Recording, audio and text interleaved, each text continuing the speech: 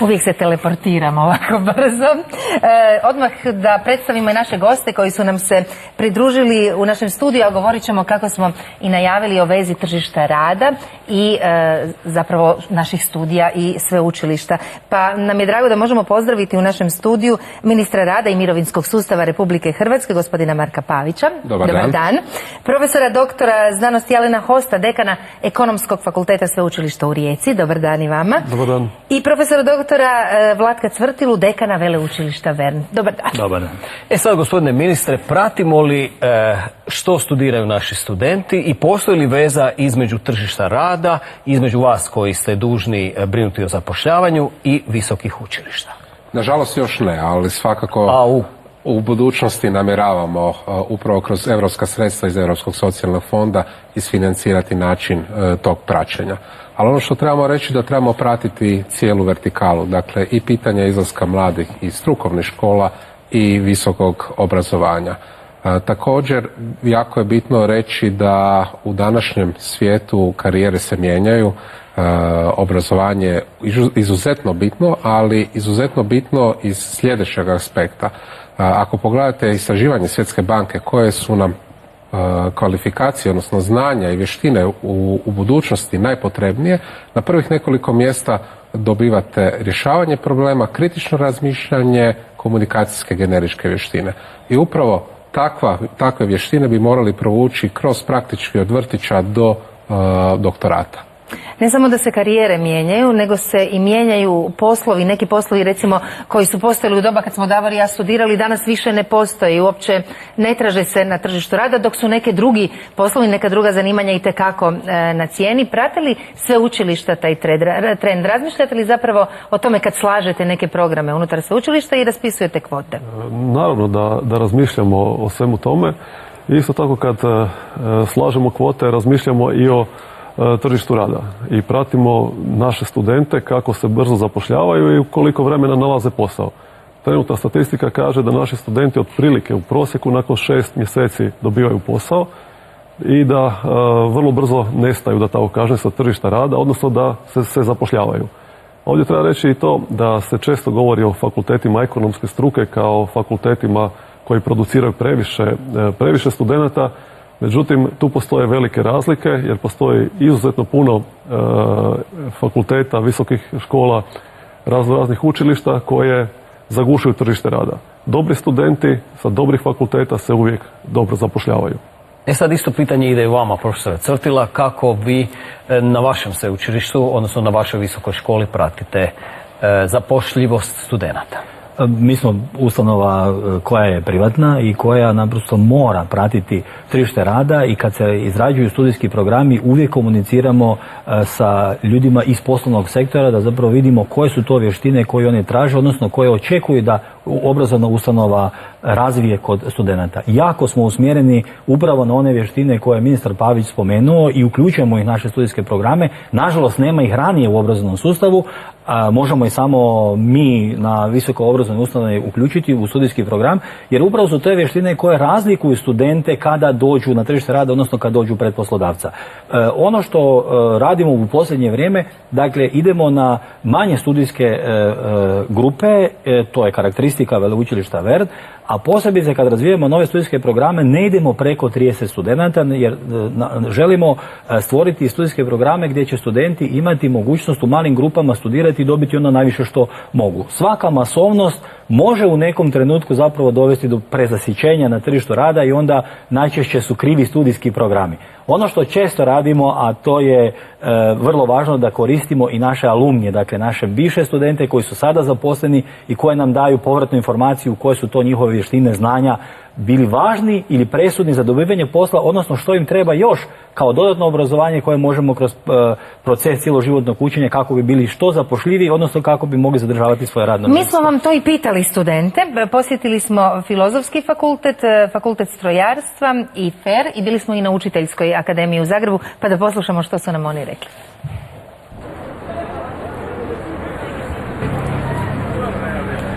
Definitivno sam gledao na to da poslije studija imam posla, zato sam i upisao anglistiku, jer je deficitarno zanimanje. Prvo sam bio upisao kemiju, jel, tad sam vodio računa kaj ću poslije raditi, ali sam skužio da to nije za mene i onda sam se prebacio tu i kazam, više za dušu studiram. Pisala sam zato što, ne znam, bugarski i slovenski su jezici u Europskoj uniji pa sam se vodila tim da ću se moći zaposliti nakon završetka faksa. Prije 2 tjedna sam baš imao praksu koju je organizirao faks, ali definitivno ne mislim da me potpuno osposobio za posao. Pa da, ja sam uglavnom i upisala strojarstvo zbog toga što sam mislila da ću imati posao nakon toga. Dobar posao i dobro plaćen posao. Sada na diplomskom vidim da upisujem maksimum po 4-5 ljudi tu zrakoplovstvo, baš na našem faksu, tako da mislim da neće biti neki preveliki problem naći posao. Mislim da nije baš dovoljno samo znanje sa fakulteta da bi se radile neke konkretne stvari. Pisala sam predškolski odgoj zato što me zanima rad s djecom. Eto, malo sam se informirala, dosta po nekim daljnim dijelovima Hrvatske traže tete u vrtiću, pogotovo na moru i tako. Sa ovim fakultetom zapravo možemo najviše posla naći u Hrvatskom, ali i u svijetu. Elektrotehnika me zanimala, elektrotehnike sad, a dobro, sad je ok. Bilo je jedno vrijeme oko 2010. kad to bilo ona kriza i bilo je teško naći posao kao elektroničar. Nemamo baš previše prakse, više dobijemo studentske poslove pa onda tako se učimo. Pa s tim poslovima najviše možemo poslije dobiti posao. Poslušali smo anketu, je li vas iznenadilo njihovo mišljenje? Nije, apsolutno smo svjesni svega onog što pričaju. Postoje neka zanimljiva koja su izuzetno tražena na tržištu rada, magistri, inženjeri, elektrotehnike, računarstva koji su deficitarni, postoje nažalost i zanimanja koja to nisu, ali po meni svaka osoba može biti zapošljiva. A što treba mijenjati da bi se recimo povećala zapošljivost? Pa prvenstveno naravno količinu posla koji stvara gospodarstvo u Hrvatskoj. Imamo povećani rast i BDP-a, industrijske proizvodnje i otvaraju se nova radna mjesta kontinuirano. Imamo između 15 i 17 tisuća nepopunjenih radnih mjesta na HZZ-u. Ali ono što treba reći, pogotovo mladim ljudima, da je to, kako mi u matematici rekli, nužan, ali nedovoljan uvjet. Dakle, moraju biti proaktivni, moraju biti svjesni ako idu na studije koje možda nužno nisu toliko atraktivni na tržištu rada, da moraju biti svjesni koji još dodatna znanja, vještine moraju imati da bi učinili. Mogu također volontirati, raditi projekte, biti aktivni u studentskim udrugama i stjecati sve ono van nastavno obrazovanje koje će mi onda dati prednost nad njihovim studentima, nad konkurencijom kada krenu u traženju posla.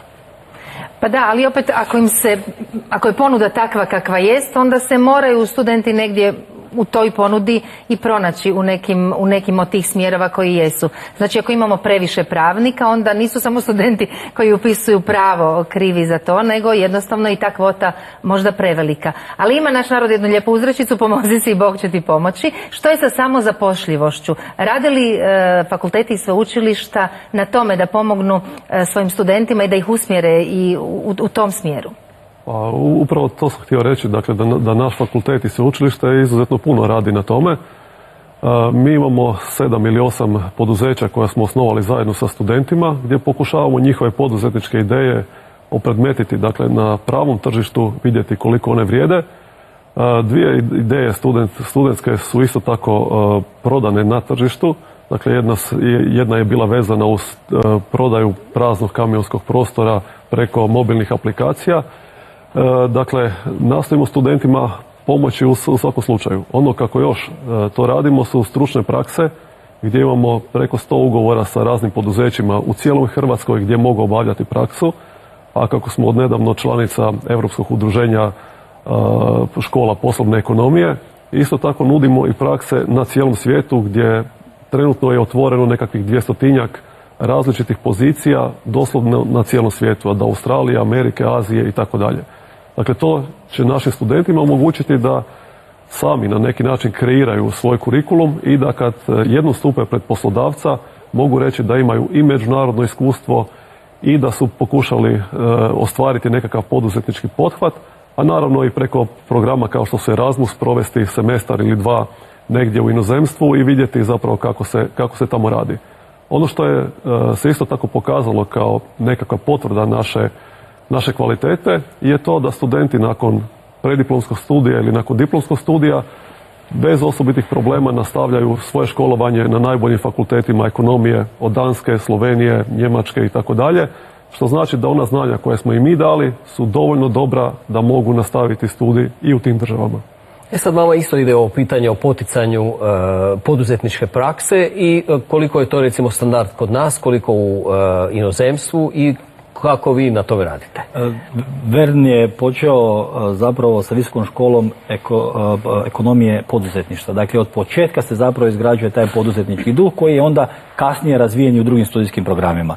Ono što je važno naglasiti, a to su rekli i dekan Host i ministar Pavić, ustanova se mora brinuti o tome što će biti sa studentima nakon što završe. Naravno, naša odgovornost je prije svega vezana uz ono vrijeme studiranja, ali mi moramo voditi računa o tome da oni izađu van sa vještinama i koje će biti prije svega prednost kod zapošljavanja. Dakle, to je da studijski programi budu prilagođeni onome što se traži na tržištu rada. Da na kraju krajeva bude dobra komunikacija sa poslovnim sektorom, da budu ovo što je dekan Host govorio, da bude omogućena praksa studentima i ne da tu bude nekakva, kako bih rekao, dodatna aktivnost, nego da to bude dio studijskog programa, da se razvija suradnja sa ono što radi Veleučilište Vern sa kompanijama, da već u okviru nastave studenti rade na konkretnim projektima gdje se pojavljuju kao nekakva kompanija koja daje uslugu druge kompaniji u okviru svog studijskog programa. Erasmus, dakle međunarodna razmjena, Veleučilište Vern također ima za svoje studente osiguranu praksu diljem Europe. Dakle, to su sve platforme o kojima mi moramo voditi računa i naravno kroz alumni sadržaje omogućavati da imaju cijeloživotno učenje i da se uvijek mogu vratiti na našu ustanovu i dobiti dodatna znanja koja su im potrebna u tom trenutku karijere. Dakle, nije više ustanova ta koja će odraditi samo jedan dio posla u obrazovnom dijelu, nego zapravo mora razvijati niz različitih platformi i alata kako bi ostalo u komunikaciji sa svojim studentima, kako bi razvila kod njih na kraju krajeva sva ona znanja i vještine koje su njima potrebne na tržištu rada. I ne samo da se ustanova brine o svojim studentima, nego mi kao ustanova moramo poticati to isto i u društvu, odnosno kod drugih osnova. Ovo što govori dekan Host, Ekonomski fakultet u Rijeci je rijetki fakultet iz ovog sveučilišnog dijela koji se na taj način razvija, ali su prepoznali koje su potrebe. Veleučilište Vern kao privatno radi to već niz godina i te prakse koje smo vidjeli vani, koje mi razvijamo, naša iskustva su izvanredna. Reakcija studenata je izvanredna. Treba zapravo polako prenositi na druge. I mi moramo preuzeti dio svoje odgovornosti. Ja se često šalim sa mojim studentima, kažem, ako vi nećete učiti, ako ću ja biti neodgovoran prema vama, ako će ustanova biti neodgovorna prema vama, ja jednog dana neću imati penziju, jer neću imati ko plaćati u našem sustavu solidarnosti. Je li imamo možda nekakav drugi primjer nekog drugog sveučilišta ili fakulteta, da nismo sad samo u Rijeci i u privatnom Zagrebu? Postoji puno, ali ono što bih htio reći upravo i što država radi za poticanje samozapošljavanja. Jedna od mjera, od paketa mjera aktivne politike zapošljavanja 1,5 milijardu kuna vrijednog je poticanje samozapošljavanja. I upravo nam je to najuspješnija mjera. 80% tvrtki, start-upova ili novoosnovanih tvrtki koje potičemo posluje nakon godine dana. Ove godine smo izuzetno ojačili, tako da smo podignuli sa 25 na 35 tisuća subvenciju i omogućili smo osobi, a to je pogotovo ciljano mladim ljudima, da uzmu na stručno osposobljavanje još 2 osobe na minimalnu plaću, tako da može jedan klaster praktički raditi. Također omogućili smo njihovo udruživanje, bilo u trgovačka društva ili zadruge, gdje mogu akumulirati do 170.000 kuna potpore u prvoj godini. Tako da je intencija stvarno da maksimalno one koji imaju poslovnu ideju, mogu napisati dobar poslovni plan, da to itekako iskoriste. A imamo primjer mnogih apsolutno sveučilišta, evo i spominjanje i fakulteta elektrotehnike i računarstva, njihova suradnja sa gospodarstvom, dakle postoji mnogo dobrih modela koje samo treba sad nadograditi i razviti, a imamo i velika sredstva iz EU fondova za to. Drago nam je, profesore Cvrtila, da ste spomenuli i rad u organizacijama, u nekim korporacijama, u nekim kompanijama studenata. Mi imamo dobar primjer kako se to čini još i ranije. Učenici 2. i 3. razreda Prve tehničke škole Tesla u Zagrebu, osim nastave, imaju naravno i obavezan taj praktični dio, praksu u različitim poduzećima i 3 učenika tu su priliku iskoristili na najbolji mogući način, inovacijom. Spirit se zove rover koji je poslan na Mars. Iako je uspješno sletio, zapao je u pijesku, pa je ostao bez električne energije. Priča je to po kojoj je nastala predstava robotskog kazališta. Ovo ne postoji nigdje drugdje, ovo smo mi napravili. To je započelo kao praksa koja škola zahtijeva da napravimo, ali smo onda odlučili da odradimo praksu i napraviti nešto inovativno i novo. Na tu ideju smo došli tako što smo htjeli napraviti nešto korisno tijekom stručne prakse koju smo morali odraditi za školu. I na kraju smo, još uvijek se tim bavimo i imamo dobar uspjeh. Upravo ovaj zanimljivi projekt pokazatelj je da obavezna praksa može biti itekako poticajna za učenike strukovnih škola. S ovim su projektom učenici sudjelovali na brojnim sajmovima inovacija. Ovo je zaista jedan prekrasan spoj svih tih znanja, praksa i tijekom obrazovanja u Prvoj tehničkoj školi Tesla, a osobito kad se upotrijebe za jednu tako kvalitetnu inovaciju koja će i ostalim učenicima, dakle još u ranijoj dobi pomoći da najprije upoznaju gdje se može upotrijebiti pojedine alate, a danas sutra onda nadamo se i zainteresiraju se. Ja se ovdje prvi put susrećem s nečim sličnim, to jest robotikom, i dosta smo zapravo svo troje napredovali i naučili novih stvari tijekom izradnje prvog prototipa. Cilj robotskog kazališta nije samo zabaviti publiku, nego i educirati u područjima kao što su programiranje i robotika.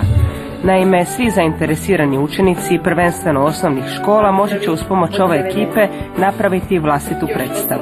Kad pojednostavimo svoj program, onda to mislimo poslati po školama, da djeca u osnovnoj školi od 1. do 4. razreda na taj način počinju zapravo programirati. Sada radimo na novom kazalištu koje je veće, isto brže, tiše, bolje. Lutke smo izrezali od papira i poanta je da to bude jednostavno kako bi djeca u osnovnoj školi mogla sami izrađivati te lutke na likovnom, na primjer. Kada ovo još dovedemo da bude finalizirano, ćemo preći na nove projekte. Mislimo napraviti svog drona, recimo za utrke, ili 3D printer za kekse printati. Ova 3 mladića zaljubljenici su u informatiku i mehaniku. Čekaju ih novi izazovni projekti i nove predstave. Tako će roboti sljedeći put igrati u nekoj od Ezopovih basni. Ministre, evo lijepo je rekao jedan od ovih učenika da bi takvi programi trebali ići već iz osnovne škole, od 1. razreda osnovne škole. Nekako mi se čini da bismo o zapošljivosti naših studenata trebali već možda i tada razmišljati. Tako je, treba dovoljno rano i na vrijeme razmišljati. Ono što treba svakako reći da je interes i države da imamo što više visoko obrazovanih, da imamo što više radnih mjesta dodane vrijednosti, za koje upravo kolege dekani i rektor rade na tome. No, ako pogledamo današnju situaciju, većina otvorenih radnih mjesta je srednja škola ili niža. Većina mladih nezaposlenih, 68% mladih nezaposlenih koji su registrirani na burzi su srednja škola ili niže. I upravo tu imamo najveći raskorak između njihovog znanja i potreba tržišta rada. Tako da reforma strukovnog obrazovanja na kojoj radi ministrica Divjak, na kojoj mi samo ove godine, to jest ukupno imamo 80 milijuna eura iz Europskog socijalnog fonda, te uvođenje dualnog obrazovanja, a to je prvenstveno obrazovanje na radnom mjestu gdje vi stječete na radnom mjestu iskustva, su itekako ključne za rješavanje pitanja i odlaska mladih iz Hrvatske i obrazovanja. Što se tiče sami studijskih programa, mogu reći iz osobnih iskustava, kad sam nakon završetka fizike otišao u Veliku Britaniju i dali su mi da nešto isprogramiram, ja to nisam znao, i nakon toga su me pitali pa kako to ne znaš, ja sam ja znao i teoreme i dokaze i sve. Ja sam rekli, Marko, imaš teoretsko znanje naše doktora znanosti, ali nemaš praktično znanje našeg preddiplomskog studenta. Dakle, mi moramo više vidjeti koje su potrebe tržišta rada, ali ne, dakle, ići u ono, jer sam ja i radio na sveučilištu, ne ići u ono da isključivo sveučilišta proizvode u smislu za današnje tržište, već za tržište koje će nam trebati za budućnost. I tu nam treba određena i fleksibilnost u studijskim programima, a potrebno nam je i upravo i ove kompetencije koje smo vidjeli da je Svjetska banka govori, a to su dakle rješavanje problema, analitičnost, komunikacijske vještine, da evo već od osnovne škole do doktorata ih učimo djeci, financijske pismenosti i sve što rade u ovom lijepom primjeru. Sad u zaključku ovog razgovora već ste dosta toga rekli. Koji su vaši napori zapravo za postizanju nekakvog omjera zapošljivosti? Što još mislite da bi ste trebali i mogli napraviti, a niste stigli? Pa što se tiče zapošljivosti, mislim da smo napravili dosta. Ona stvar koju ovdje nismo možda spomenuli, a vrlo je bitna, je cjeloživotno obrazovanje. Jer se pokazalo da osobe od 40 ili 50 godina kada ostanu stjecajem okolnosti bez posla, vrlo teško nalaze zaposlenje, jer poslodavci smatraju da njihova znanja i vještine nisu dovoljni da se mogu uključiti u tržište rada. I stoga bi apelirao i na ministarstvo da preko Europskog socijalnog fonda osigura sredstva za takve osobe, jer one itekako mogu još doprinijeti i sebi osobno, odnosno cijeloj državi. Dakle, cjeloživotno obrazovanje je nešto na čemu moramo inzistirati. Bio sam voditelj jednog velikog projekta, isto tako financiranog iz Europskog socijalnog fonda, i anketirali smo poslodavce i oni su zadovoljni znanjima, recimo iz ekonomije, koje studenti, odnosno njihovi zaposlenici imaju, ali traže dodatno generičke vještine. Od komunikacijskih vještina, kao što je rekao ministar Pavić, do recimo sposobnosti preuzimanja odgovornosti. Nekako mi se čini da mlađe generacije bježe od odgovornosti, a poslodavci upravo to traže. Traže inicijativu, preuzimanje odgovornosti, ono što bi rekli u sportskom smislu, mladi moraju početi gristi više nego ranije. Osnovna znanja imaju. Profesore Cvrtila, za kraj, 19. i 20. listopada održat će se na Visu jedan zanimljiv forum.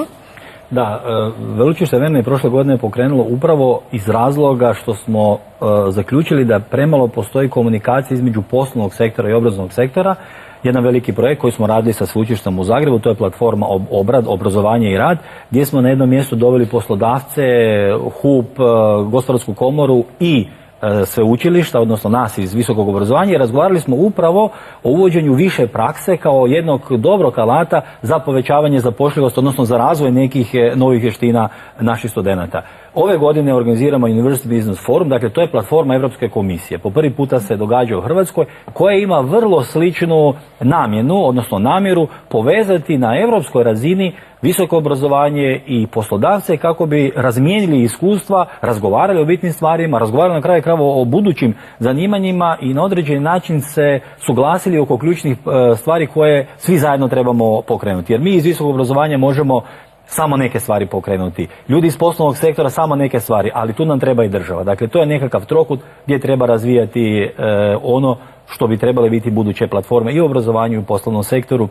Naravno i država će iskoristiti sve mogućnosti, pogotovo Hrvatska sada kroz europske fondove, da potakne neke stvari. Dakle, to će biti prvi puta u Hrvatskoj jedan forum gdje ćemo upravo razgovarati o stvarima koje su važne da bi približili poslovni i obrazovni sektor, odnosno da bi na neki način dali preporuke i državi kako u budućnosti treba ove stvari razvijati.